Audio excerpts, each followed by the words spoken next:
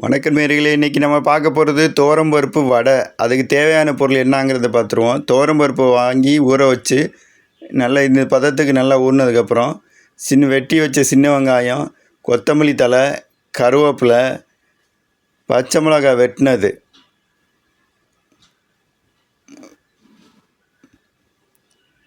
பெருஞ்சீரகம், கிராம்பு, பட்டை, உப்பு தேவையான அளவு. மிக்சியில் துவரம்பருப்பு, பட்டை, கிராம்பை போட்டு அடிச்சிடுறோம். அடித்ததுக்கப்புறம் இது மாதிரி உருண்டையாக பிடிச்சி மற்ற கலவையும் கலந்து வாணலியில் இது மாதிரி வடையாக தட்டி போட்டுடுறோம். நல்லா மொறு மொறுன்னு ஸ்பைஸியாக வரும். வந்ததுக்கப்புறம் நல்லா ஒன்று பின்னும் திருப்பி போடணும். வடை நிறம் மாறணும், அது வரைக்கும் நல்லா வேக விடுங்க. வெந்ததுக்கப்புறம்